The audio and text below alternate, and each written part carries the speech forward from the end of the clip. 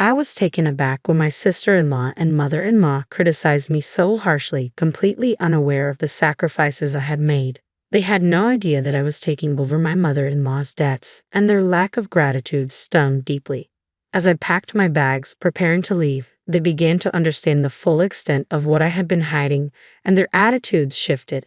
My name is Emma, and I'm 32 years old, juggling a demanding career in the city. During my student days, I was always nestled in the library, lost in my studies. Once I started working, my life was consumed by a mountain of responsibilities, leaving no time for myself. A well-meaning friend noticed my neglect of personal life and suggested, "Emma, you should make time for love." She organized a group blind date for me, and that's where I met John. Working in a city center office, John was a fresh graduate and seemed genuinely interested in me. Though I was nervous about dating again, his kindness and gentle encouragement helped us gradually open up to each other. Our feelings deepened quickly, and within a year, we decided to marry. It felt like a dream come true, a remarkable shift from my work-centric life. My friend, astonished by how fast things had progressed, remarked, "Wow, you're actually getting married." I replied with excitement, "Yes, it's amazing, isn't it? I'm so glad you set up that blind date. I truly appreciate it and can't wait for the wedding."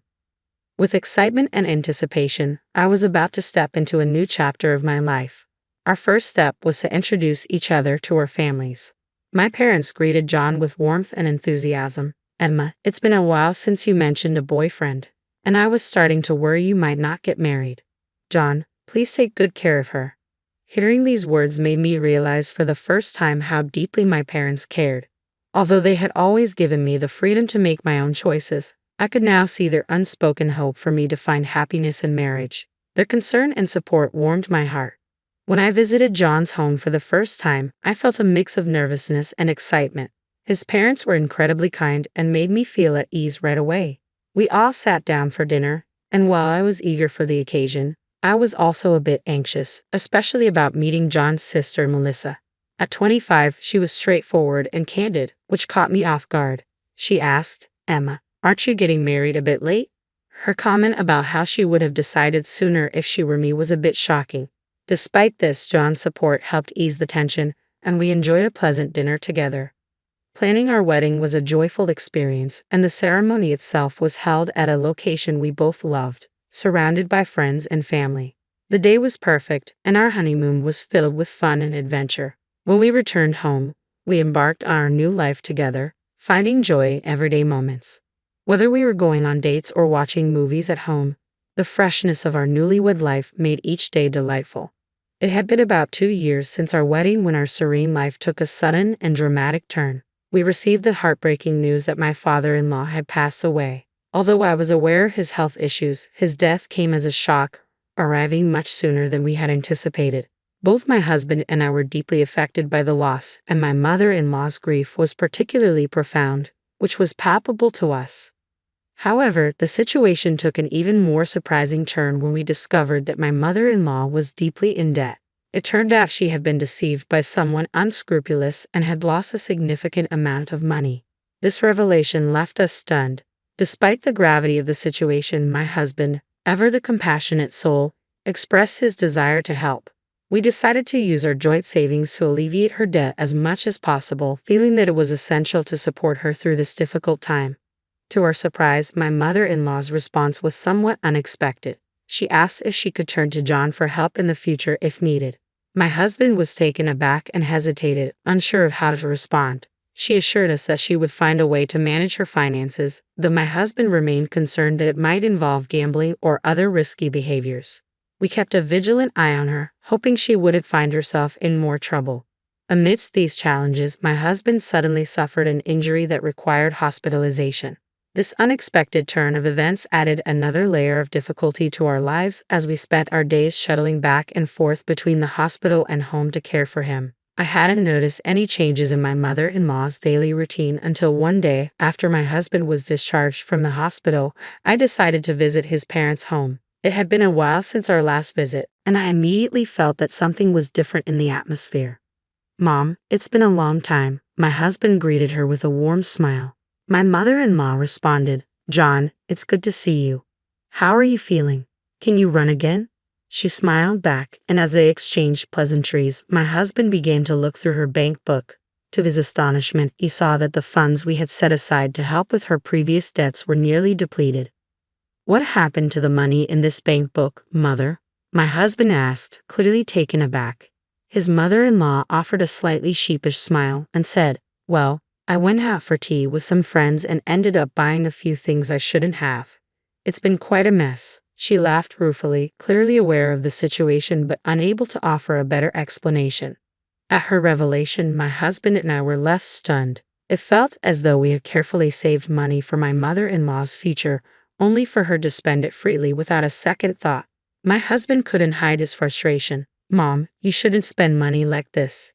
Do you realize how much effort we put into saving for your future?" he said, clearly disheartened. Seeing her genuine remorse, we became even more concerned about her well-being. We suggested that she move in with us so we could better support her. Her face lit up with relief and happiness at the offer, and she agreed to leave her home and move into our apartment. Our new life together began, and my mother-in-law quickly adapted to her new surroundings. We enjoyed our time together, sharing meals and laughter around the table. She eagerly took on housework, which made daily life surprisingly smooth for us. Her cheerful attitude brought a new warmth and brightness to our home, making our days more joyful and fulfilling. I asked, "Mom, what would you like for lunch today?" She replied, I think I'd like yuan." "That sounds good," I said, noting her choice. Since I was working from home, I was in a position to keep an eye on how my mother-in-law managed her finances. With my husband and me covering her living expenses and my husband overseeing her account, we expected her spending to be under control. Despite this, we remained vigilant, concerned she might still mismanage the funds. Days turned into weeks, and before we knew it, 6 months had passed. One afternoon, while we were relaxing in the living room, the intercom buzzed. Curious about who it might be, I answered and was surprised to find my sister-in-law Melissa standing at the door. "Melissa, it's been a while. Is Mom around?" I asked, slightly taken aback by her direct question before even exchanging greetings. I invited her in and showed her to the living room. "Mom, it's good to see you," Melissa said as she entered. "Oh, Melissa, what a surprise. What brings you here?" my mother-in-law responded warmly. "I just wanted to catch up and see you," Melissa said. "I'm glad you're here. How are things?" "I'm doing well, thank you. John is here with me. Would you like to join us for lunch?" Melissa asked. "Of course, I'd love to," my mother-in-law replied with enthusiasm. Melissa must have taken my mother-in-law out to a restaurant or something similar, so we decided to wait at home. When they returned in the evening, we immediately noticed a change in their demeanor. Melissa confronted me with an unexpected accusation. "Emma, you're tormenting my mother, aren't you?" she said, leaving me stunned and confused. My mother-in-law also looked at me with a stern expression. My husband quickly defended me. "What are you talking about? There's no way Emma would do something like that." Despite his reassurance, Melissa was unyielding. "John, you're being deceived too. Mom says she can't go out and that Emma is making things difficult for her at home." We were both taken aback. It was true that we had occasionally refused my mother-in-law's request to go shopping, concerned that she might overspend. However, the claim that I was taking her money was completely unexpected. I was unsure if my mother-in-law genuinely felt this way or if Melissa had exaggerated the situation. It appeared that Melissa and my mother-in-law were now united in their accusations against me. "What exactly do you want from me?" I felt as if I were under a spell, bewildered by their intentions. What could they possibly want to communicate? Just then, my sister-in-law made an unexpected demand. "I want you to leave our house." Her words hit me hard. "I don't believe my mother can be truly happy living with you," she continued, her face showing disappointment. My mother-in-law, looking conflicted, seemed on the verge of speaking but remained silent, casting a pained glance in my direction. "If you were gone," Melissa added, "it would allow me and John to relax and enjoy our time together." Her words left me stunned, and I struggled to find a response. They had no idea that I had used my personal savings to pay off her debts. In hindsight, I should have clarified that this money was not part of our joint marital funds but my own. Looking at my husband, I saw the anger in his eyes. His hands were clenched, and he was visibly shaking. Melissa, unfazed, continued, "My mother and I will be living here from now on, so I need you to leave." Taking a deep breath, I replied, I understand, but I won't be involved in what happens next. After that confrontation, my husband and I decided to move out. On the day of our departure, they were taken aback by one unexpected revelation. Looks like you've arranged to leave so soon, Melissa remarked, surprised by our swift departure. Well, yes, my husband said with a hint of amusement. I have something to tell you, Melissa. What is it? She asked, intrigued. With a chuckle, my husband replied, since I'm getting older, I've been thinking it's time to transfer the house into your name. Melissa's eyes lit up with excitement. Really? The house will be mine? My husband calmly handed her the paperwork for the name transfer. All you need to do is sign here. Overjoyed, Melissa exclaimed, I can't believe it's going to be my own place, and quickly signed the documents. My husband and I exchanged knowing glances and smiles, pleased with how our plan had unfolded. Well, it's time for us to start preparing to move, my husband said. What?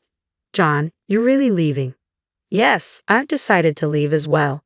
Oh, even John is leaving. Do you really have to go with Emma? If I'm not with Emma, I wouldn't be comfortable either. It's normal for married couples to stay together. I expected you'd say that, but what about the house expenses and other costs? That's something you'll need to handle on your own, John replied. Wait a minute, I quit my job because I expected you'd support me. John and I were taken aback by my sister-in-law's sudden declaration. If you continue like this, you're going to create a lot of trouble for me and our mother, John warned. That's fine. If you can find a way to manage on your own, you have her mother's pension to help, and with a bit of saving, you should be able to get by, I said. Yes, and with my pension added in, it should work out. Since you're moving out, we'll need to be creative with our budgeting, my husband added. My sister-in-law looked slightly reassured by my mother-in-law's supportive words. It's my new home now. If I save a bit, I should be able to make it work. John and I exchanged knowing smiles, amused by her optimism, unaware that the property was a rental. Around that time, the movers arrived. We greeted them and started the process of clearing out our belongings. My sister-in-law and mother-in-law watched with dismay. What's going on? Are you moving out already? Are you taking everything with you? Of course, we bought all this stuff. Should I really have to replace everything? I replied. That's right. I wish you'd have taken that into account earlier, my sister-in-law remarked, clearly frustrated. Well, we'd better get going, my husband said with a smile as we prepared to leave the house. My mother-in-law and sister-in-law stood frozen in astonishment. After a while, my sister-in-law called my husband's cell phone. Hey John, what's this about a rent bill all of a sudden? I must have misunderstood something. Am I not actually the owner of this house? My husband asked. Who told you that? Actually, I'm renting this house. The document you signed was a rental agreement, so it's only natural that you be billed for the rent, she explained. Seriously, I had no idea, my husband replied, clearly surprised. Yes, it's your residence now, so you're responsible for the rent, she confirmed. But my salary is not as high as yours, my husband protested. You might find this amusing, but Emma actually earns more than I do, my husband said. Really? It's true. She's been working hard at a well-paying remote job, which is why we've been able to live so comfortably in that apartment, he added. My sister-in-law was taken aback and fell silent. Then I heard my mother-in-law's anxious voice. We're so sorry, she said, her tone filled with regret. I truly apologize. Could you please reconsider and come back? My husband replied with gentle firmness. Thank you, Mother, but it's difficult for me to come back given how you've treated Emma. She is my priority. Please handle the rest on your own. After that conversation, I heard various updates. My sister-in-law and mother-in-law had struggled with rent payments and were forced to find a new apartment. They ended up in a small place barely large enough for the two of them. Reports indicated that they were facing financial difficulties and frequent arguments, with additional stress coming from nosy neighbors. Meanwhile, John and I have settled into our new home, enjoying a fresh start. Our days are filled with joy and contentment.